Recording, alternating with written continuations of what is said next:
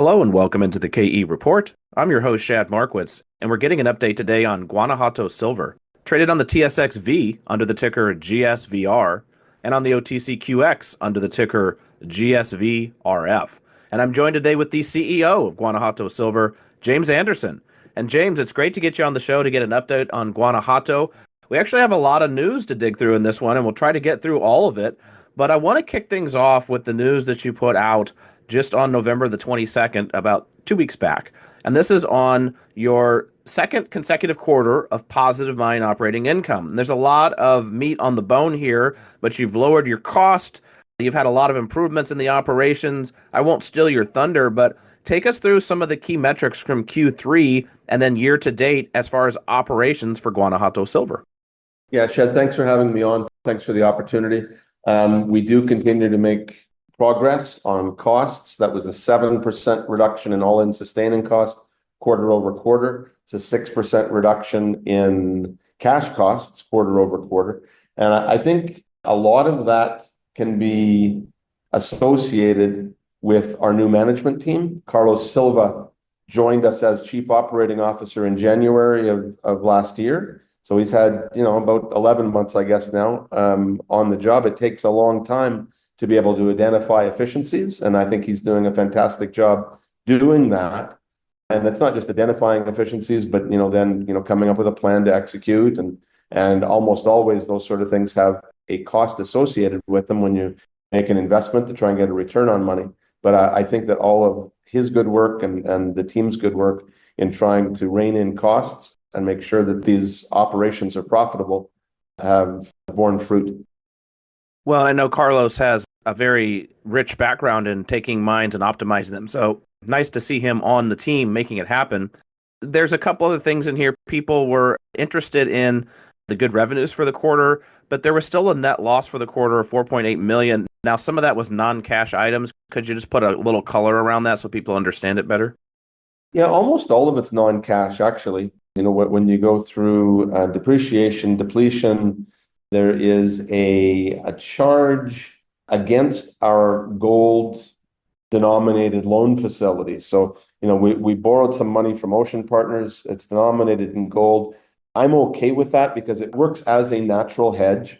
That's, what we did with OCIM as well when we borrowed money from them, and the Ocean Partners liked that formula. So I think that works. Also, if you look at the last 2 quarters, we have paid back our first loan to Ocean Partners. We've paid in full. We've paid back everything that we owe to OCIM in full. So there's only one gold-denominated loan facility that's repayable over the next 2 years to Ocean Partners, and we've made payments every month for 6 months. We've got about 24 months left to go on that facility. All right, so chewing through a lot of those loans and making some good progress there. And so obviously if people can imagine down the road, if you'll have nibbled away at all those, and that'll obviously help the cash flow situation because you won't have the loan overhang. Let's also take a look quickly at the 4 mines, 3 processing centers. Anything you want to say about any of them individually as far as optimization or as far as how the quarter went? No, we continue to try and do a whole bunch of things all at once. I have questioned the wisdom about doing that sometimes, but we continue to execute on those. Almost everything, almost every project, that we've started comes in, just a little bit later than first anticipated. I guess that's just the way of the world in the mining business. But we are making progress on that. As an example, up at Topia, we've installed 2 new filter presses. For our lead concentrate and zinc concentrate. The lead concentrate, that's the one that has has the vast majority of the silver in it, the very high silver concentrate. That new filter press was installed in September. The one for our zinc con was installed just like a couple of weeks ago. Or I say installed, it's a process to install them and hook them up, but was operational starting just a couple of weeks ago. So all of these improvements, continue to make the company, make all of our projects better. And with regards to Topia, it too is an older mine. That mine was established about 75 years ago. Really, for the last 20 years, maybe more, very, very little capital was spent on the plant. So it's fallen to us to spend that money, and that's what we've been doing over the last several years. Well, and we continue to get interesting questions, James, about the capacity at El Cubo because you have room there to process more. Some have floated out the idea that what if you trucked more ore over there? Some have asked about the third-party ore sourcing agreement that you had where you were filling it in the first quarter with extra capacity. Could you just give us a quick snapshot of what the plans are for El Cubo to fill the beast there? Sure. And some of those comments are fair comments. However, I can tell you it is complex. San Ignacio is much closer to the Cata plant, trucking material to Kubo from San Ignacio. We have tried it, we have done it, but it's expensive. So I don't know that that's really a solution. Filling the Kubo plant, Endeavour Silver, when they operated the mine, they built that plant a little bit too big for the mine, and it has fallen to us to try and source not only material from the Kubo operations, but where else have we sourced material from? Well, from Pinguico, which is only about 8 kilometers away. So over the last several years, at different times, we've accessed different material from Pinguico. There is an old tailings dam at Kubo called Mistrantos 4. We've tried a number of different scenarios about reprocessing some of that material because the gold grade is really quite good there. We have been doing that this last quarter, and that will accelerate more in the first quarter of 2024. And then there's third-party material, as you alluded to. We've done a lot of that in 2024 on kind of a stop-start basis. There's a large company in the area that has some material that we can process.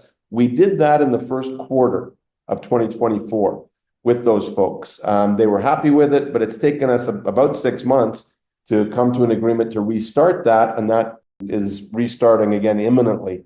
So, that will serve to help fill up that plant at Kubo. Well, and James, I was going to save this for later in the discussion, but while we're on El Cubo, I think that the team is also working hard to update the resources in the not too distant future. So walk us through what you're doing at El Cubo as far as on the exploration front and working on those resources. Yeah, so we announced some time ago that it was our intention to put new 43101 compliant resources in place at all of our operations. We executed on that at San Ignacio last year, and that report and mineral resource estimate is in the public domain. We've been working towards that at our 3 other mine sites. It will be El Cubo that we finish first, and I'm optimistic, Shad, that by the end of this month, by the end of 2024, we will be in a position to be able to make public the calculations of the new mineral resource at El Cubo. All right. Well, we'll keep our eyes peeled for that. A lot of action at El Cubo. Now, you mentioned in the past that you had supplemented it some with Pinguico. You put out a really great update at the Pinguico project on November the 26th. And for people listening in, if they remember, this was actually the first project in the Guanajuato Silver stable. You have been sourcing ore from there, so it's in a way mine number 5, but you are now putting a little more exploration focus at the project. You're looking at accessing different parts of underground stockpiles. Give us some of the essential nuts and bolts from that press release about the Pinguico project. Yeah, okay. Well, so thanks for the opportunity.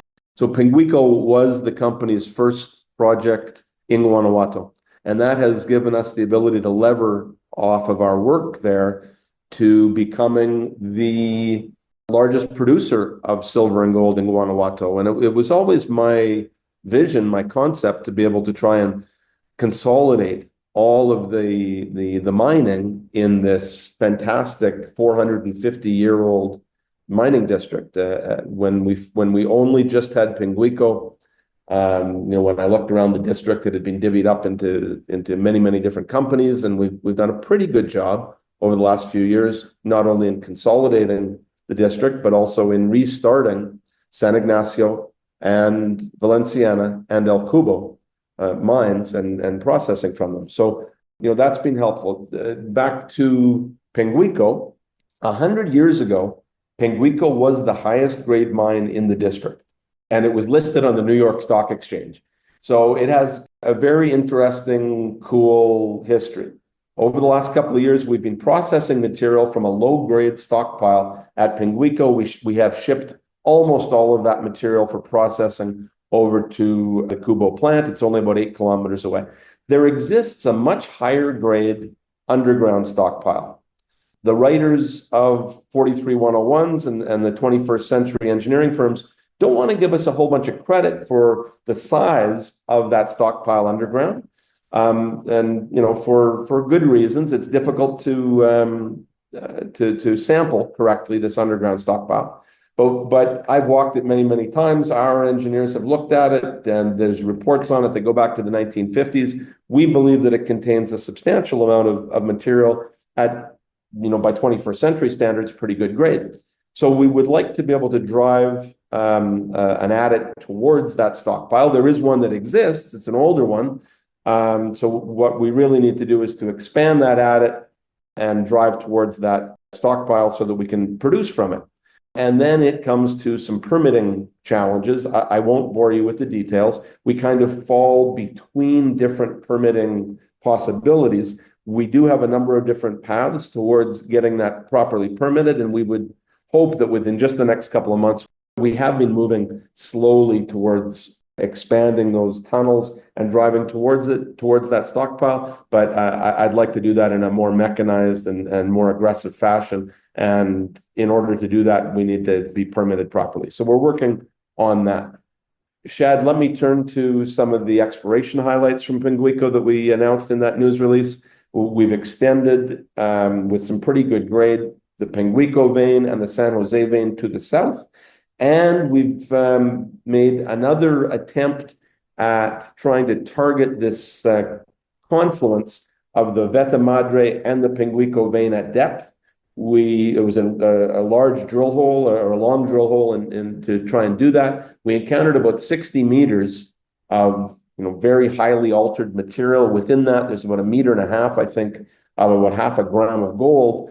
It's interesting, but I don't know that that's quite economic just yet. However, we know now where exactly this regional Veta Madre structure is on the Pinguico property, and we will target here in the next number of months that confluence again, and hopefully get a little closer yet about where the Veta Madre structure, the Veta Madre vein, the Veta Madre structure and the Pinguico vein, where those come together at depth.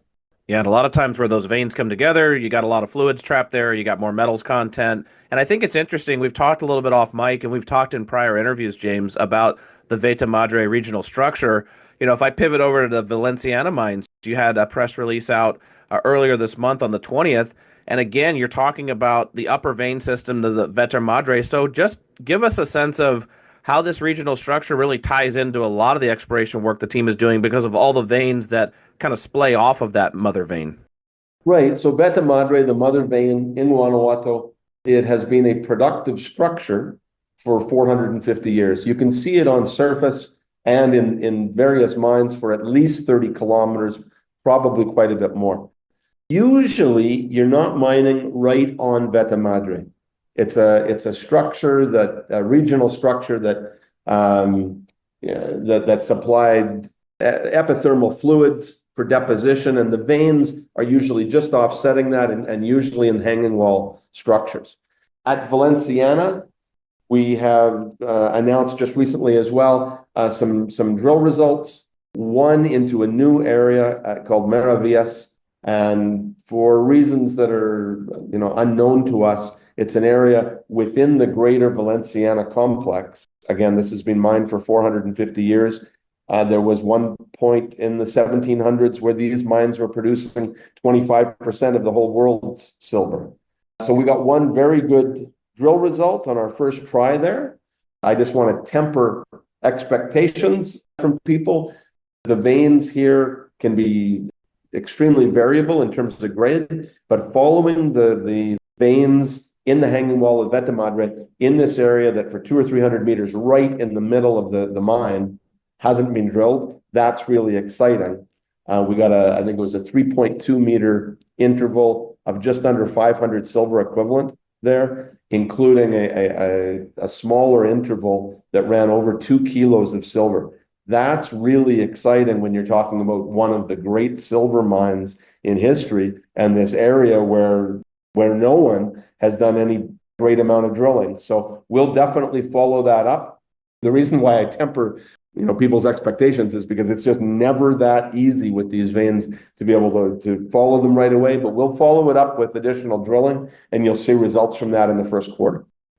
All right, I was going to ask you about what the follow-up looks like, but you're already on it. And this is in the Cata mine area of the Valenciana complex. You're actually there at Cata today on site, at the processing center. So what can you say about the Valenciana Mines complex as a whole? There's a couple different mines feeding into the Cata plant, but how would you summarize these operations basically through the year, but also looking forward? Yeah, just as a comment regarding, where that drill hole is and, with regards to the Cata plant and the Cata, the main production shaft at Cata, it's not very often when junior mining companies drill an exciting vein interval. I mean, normally you're talking about additional capex and mining to start in years. That particular interval is about, I don't know, it's about 150 meters away from this main production shaft. And it's maybe, I don't know, 40, 50, 60 meters away from tunnels that are already productive.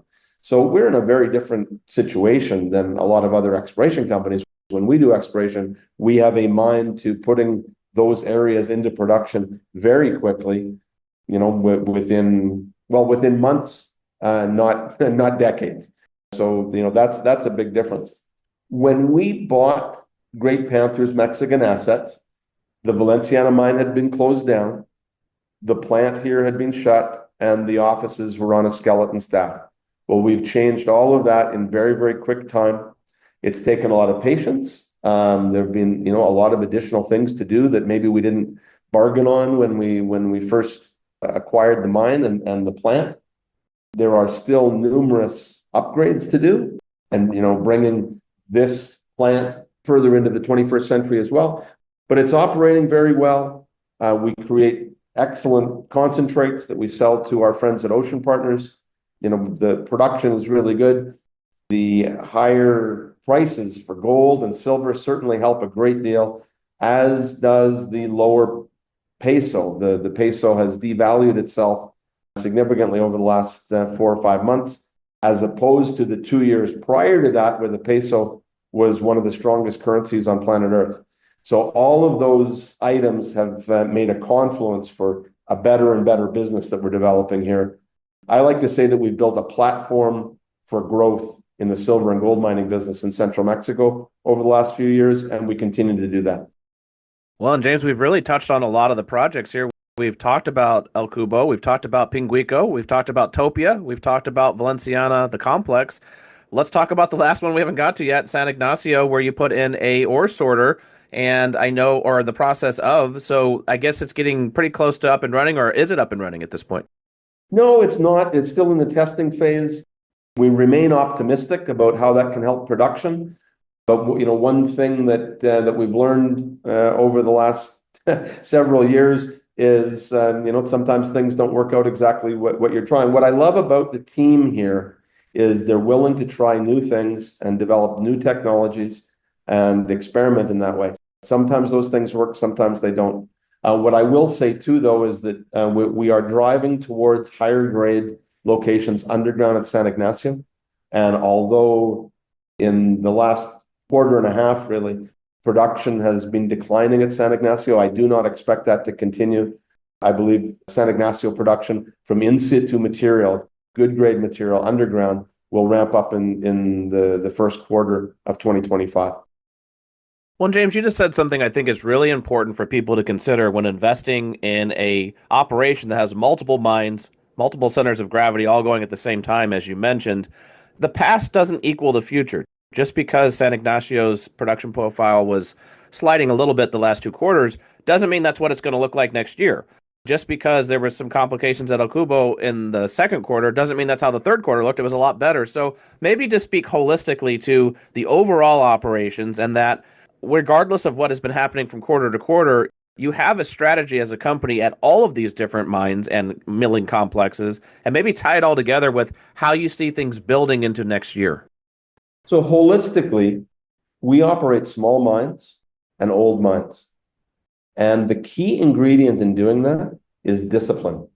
Carlos Silva and I talk about this often, where with all of our operations, with all of our people, we need to have a disciplined approach in terms of money that we spend, in terms of people that we hire, in terms of what we want from our employees, in terms of our interactions with the community and the various levels of political expression in Mexico, whether you're talking about the national or state or municipal level. That discipline has been brought anew to Guanajuato Silver this year, and that is what's going to make this a great company moving forward. Well, I guess one final comment from you is that as we look into next year in 2025, and you have all these different areas of growth, optimization going on, a lot of new equipment, a lot of new tech from the filter presses to the ore sorting to some of the exploration you're doing. How do you think Guanajuato Silver is positioned amongst the peer companies in the producing space to really attract investors? For people listening to this call that maybe haven't invested or people that have a position, why should you continue holding or why should you consider Guanajuato Silver in the universe of silver stocks out there? Yeah, I sure appreciate that. Look, we did a financing a month ago, no more than that. And that's because Eric Sprott wanted to put some more money into the company.